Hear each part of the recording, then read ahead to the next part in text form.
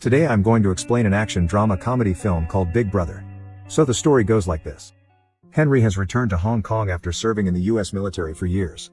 Looking to start a career as a teacher, he goes to his former school, Tak Chi Secondary.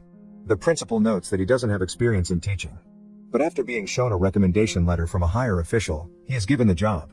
Before Henry leaves, the principal informs him that the class he is assigned to teach is the worst one of their school. The morning of his first day at school, Henry walks into the class to see that it is in absolute chaos.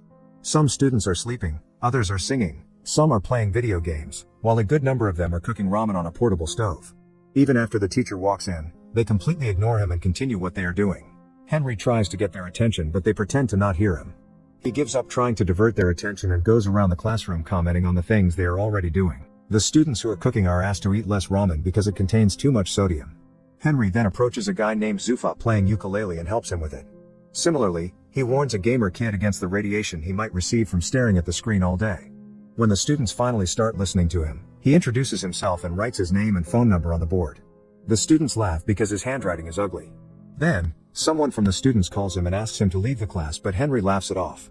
The kids ignore him yet again and continue with the activities they were doing before his arrival. Having enough of it, Henry uses a rubber band and chalk to trigger the fire sprinkler in the room.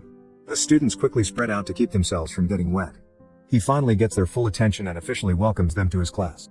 After class, a group of 5 lowest-ranking students gathers in the sports supply room to smoke. The leader of the group, Jack, has a crush on an A-grade student from another class. The others find him staring at her picture and make fun of him.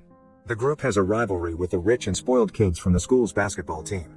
They enter the supply room and mock Jack as usual because he is poor. Later, the basketball team is practicing while Jack and the group watch them from nearby. Jack drops a bottle to the court, which causes the team leader to fall. The group laughs but is given detention by the school's English teacher, Miss Liang. To avoid detention, they play a prank on her and run away when she is busy cleaning her desk. Elsewhere, the school's principal is distressed because the education board is planning to deduct 20% of their annual funding. The people from the board come to take a tour of the school to inspect where the funds are being used. At the same time, Henry enters the classroom where the students have set up a bucket of water to prank him. But his reflexes work faster than the falling bucket and he is able to push it away. The students who had been waiting to make fun of him are left shocked. Henry asks for Jack's packet of cigarettes, knowing that he smokes. Jack simply hands him the pack, curious as to what he is about to do. Then, Henry asks Zufa to name the 3 ingredients that are in a cigarette. When he answers the question correctly, he is let to skip class for the day. Everyone starts to bang on their desks demanding that they should get to skip class as well. When they stop, he hands them all a cigarette and asks them to analyze it. Henry knows that if he simply mentions the effect it has on their health, they won't take it seriously. So instead, he asks them about the outcomes of smoking cigarettes and explains how tar forms in their lungs. For the first time, they pay attention to the teacher and are actually interested in learning. After the bell rings, he asks them to return the cigarettes and the students reluctantly agree. That day in the cafeteria, the captain of the basketball team makes one of Jack's friend Bruce trip on his leg. This gives rise to an argument between the groups, which soon turns into a fight. They throw food and tables at each other, destroying the place. Later, Henry is informed that 5 students from his class have been temporarily suspended for starting the fight. Henry finds Jack fighting his opponent in the hallway and stops them. On being asked to calm down, Jack accuses the school of being unfair because the rich kids get no punishment. That day after school, Henry goes through the files of all 5 students to find out more about them. The first guy is named Zufa, the son of a Pakistani immigrant who is always discriminated against because of his race. He is often accused of stealing by the policemen in his neighborhood. Zufa's only wish in his life is to become a musician. The second student is a girl named Denon. She was a disappointment to her father ever since her birth because he always wanted a son. Her entire life, Denon has been trying to gain her father's respect. She even cut her hair to a shorter length and played with cars to pretend to be a boy. Yet, her father doesn't care about her while he treats her younger brother like a prince. Then, there are brothers named Bruce and Chris. Their mother ran away with a man when they were only kids, which turned their father into an alcoholic. The brothers only had each other to rely on while growing up. Bruce became obsessed with video games to escape reality while Chris worked hard in a grocery store to make money for the family. Lastly, Henry can find no information about Jack's family background. In the following scene, we see Jack working at a restaurant as a waiter. An MMA bettor Jianying arrives at the restaurant with his business partners. When Jianying isn't looking, Jack steals his fancy lighter but is caught. Jianying's men beat him up as he checks Jack's ID. After finding out that he is a student, he gives him some money and offers him a job as their food delivery man. Somewhere else, Henry visits Zufa's home and finds him running away from his father and his associates after stealing a ticket. He helps him at first, but after finding out why he is being chased, he takes the father's side. Then, he and Zufa come to hang out at the bridge. To motivate Zufai into doing whatever he wants, Henry sings with a band performing in the streets. Seconds later, Zufai joins him and sings in front of people for the first time after being bullied at school years ago.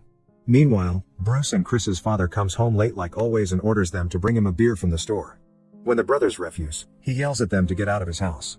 The next day, Henry meets with their father and convinces him to go to rehab for his son's well-being. In the meantime, he brings her a bag of makeup products and asks her to act like a girl for once. Denon is furious at him for always making her feel like she is not good enough. She applies the makeup on her younger brother and sneaks out of the house with the car key. She is about to drive away in her father's car but is stopped by Henry at the right moment. He tells her that driving without a license is illegal and suggests an alternative. Following that, they go to a go-kart racetrack. Henry also invites her father and makes them race. The father and daughter show no mercy to each other during the race and eventually end up outside the track. Suddenly, Denon's go-kart is hit by a vehicle but she manages to dodge it. Unaware of this, her father cries mourning his daughter's death. Denon realizes that he does in fact love her and hugs him. The next day at school, Bruce and Chris, along with a group, are sent to a rehabilitation center to interview a recovering alcoholic. They are surprised to see that the person they have to interview is their father. The students ask him how he started to drink. The man answers that he loved his wife dearly but she left him at the lowest point of his life. Hence, he started to drink and forgot that he had 2 kids to take care of. The man doesn't reveal that Bruce and Chris are his sons but apologizes to them. By the end of it, the brothers are left crying. Somewhere else, Jack has started to work for the MMA bettor Jian Ying. He offers Jack a lot of money to drug a fighter's drink in the next game. Jack is reluctant but is forced into accepting the offer. On the day of the fight, Jian Ying sponsors a fighter but bets money on his loss. Jack puts drugs on the fighter's drink but is caught while doing so. Before he can blame Jian Ying, he is beaten up and locked inside a locker. A while later, Henry arrives there and asks the fighters if they have seen his student. The men ask him to return home but Jack, from inside the locker, yells for help. After finding out he is being trapped, Henry attacks them and overpowers them easily. When the fighters step it gets a bit intense but Henry dodges their attacks efficiently. By the end of it, he knocks out their best fighter who was supposed to compete in a few minutes. In the following scene, they are at the hospital where Henry gets treated for his wounds.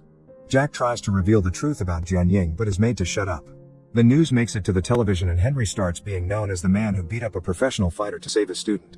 His popularity in school grows and the students start to respect him. They even get up to welcome him to the class, in contrast to how they were earlier.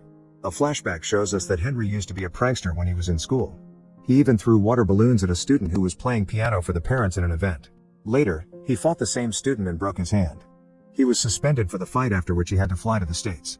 Starting that day, the students pay attention when Henry teaches in class and study hard for the upcoming college entrance test. Everyone is doing great, except Bruce, who has grown addicted to pills. It turns out that while Chris turned to video games to avoid his family's problem, Bruce started doing drugs. Because he is unfocused, he does very badly in the mock entrance test. Henry promises to help him but Bruce grows more depressed with time. Eventually, he jumps off the balcony of their house. He is rushed to the hospital and goes into a coma. The media twists the news and blames it on the school and Henry for what Bruce did. The officials from the education board interview Henry and decide to revoke his teaching license. When he packs his things and leaves the school, the students chase him behind, asking him to stay. They are heartbroken. They know that they should ace their upcoming test to make him proud. From that day, they study twice as hard to prove to the board that Henry is a good teacher. On the day of the test, Jack, along with all his classmates, get a text from Henry asking them to meet in the school an hour before the exam. When the students gather, they find out that it was Jian Ying's trick to keep them confined in the school so they won't make it to the examination hall in time. He is doing this to teach Henry a lesson. A while later, Henry arrives at school and finds out about Jian Ying's plan. He lets the students free and fights all of Jian Ying's people to stop them from harming the children. They escape and quickly make their way to the examination hall while Henry fights Jian Ying. While they are fighting one-on-one, Jian Ying reveals that he was the guy who Henry had thrown water balloons at when he was little. It turns out that since Henry broke his arm, he wasn't able to compete in a big music competition. Ever since the incident, he hasn't touched the piano and blames Henry for ruining his dream. Henry tries to reason with him but is attacked yet again. They struggle to get a hold of a knife. At last, Henry gets a chase to kill him but doesn't do it. He asks for forgiveness for what he did when he was little and walks away. The students reach the examination hall at the right time and complete the test. Cut to a few weeks later, they all pass with flying colors. Jian Ying starts to play the piano again but has a lot to practice before he gets as good as he used to be. Bruce recovers quickly and promises to attend the next year's entrance test. The principal is also delighted because the board decides to give them a 20% bonus fund because their students did very well in the entrance test. Henry returns to teaching and does the fire sprinkle trick on another batch of students. Subscribe for more and leave a like to help the channel out. Thank you for watching.